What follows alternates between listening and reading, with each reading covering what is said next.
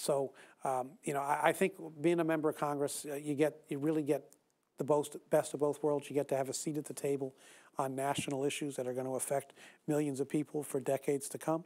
And you also get to have a real say in local issues that are directly related to the quality of life of the people that we represent. So, and I've really focused on that, on the latter, more so than I have the former. Not to say that I haven't focused on the former, but I've really made one of the focal points of my service dealing with local issues and trying to bring the resources of the federal government to bear to solve local problems. So we have jobs, job creation. We're also talking about finances for mortgages and now education. Seniors are falling into all of those things. We have an aging population. We have some healthcare issues that are very serious. You know, we're getting beat up and hearing all this information about the health insurance issues that are very serious.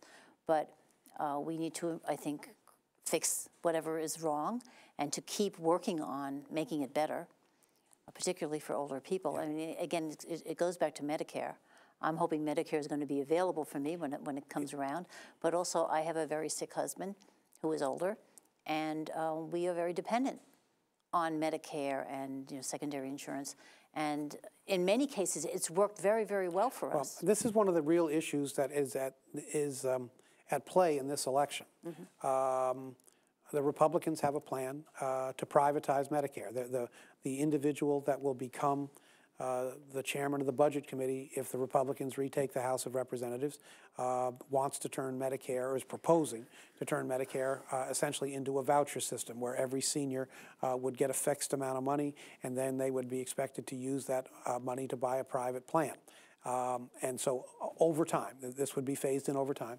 Over time, Medicare, as we know it, would cease to exist. And I believe that the plan is outrageously detrimental to the interests of our seniors, because what it presumes is that a senior like your husband, who is infirm, would be able to buy a policy that he can afford.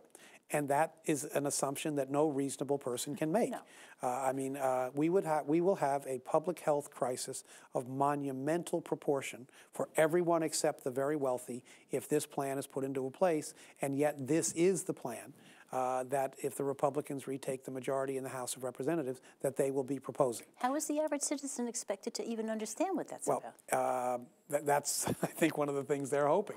Look, I mean, as long as I remain a member of Congress, I will resist with every bit of energy I have any effort to privatize Medicare.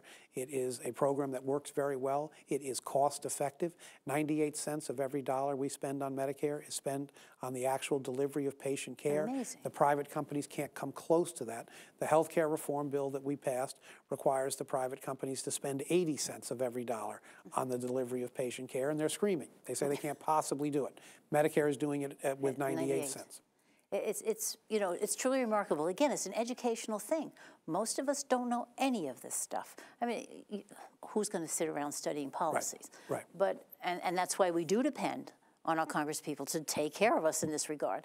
And again, that's why it's so almost evil to have this negativity in the presentation of what the programs really are, scaring people into thinking that something bad has been happening to them. Really, something pretty good has been happening. Yeah. Unfortunately, scare tactics are very common. You know, you prey on people's fears, you get them thinking in a particular direction, and pretty soon they make a decision that's not in their best interest.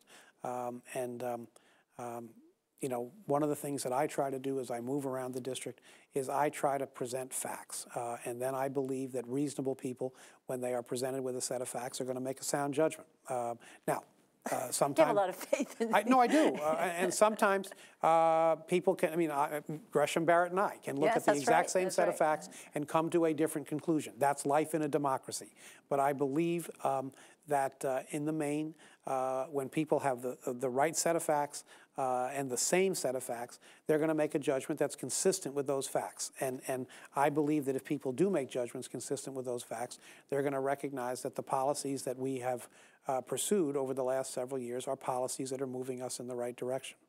Well, we actually got very close to the end. We only have a few more seconds left, and I'm so glad you were able to be here to talk about it. Okay, well, thank you for having me on. And I just think that we're very well served, Congressman, and, thank you. and we look forward to seeing you again. Thank you. I hope that's the case. And, Thank you very much. And if you can come back after this, and Okay. after you've had a long rest. Well, if you get a vacation, do you get a vacation? well, the last day I took off was Labor Day, and the last day before that was Father's Day. Oh, my goodness. And the last day before that was Mother's Day. So you deserve I some. deserve a little time off, but I'm gonna, I got to push very hard through the election, and then we'll see what happens. Absolutely. Thank you so Thank much. you. Thank you.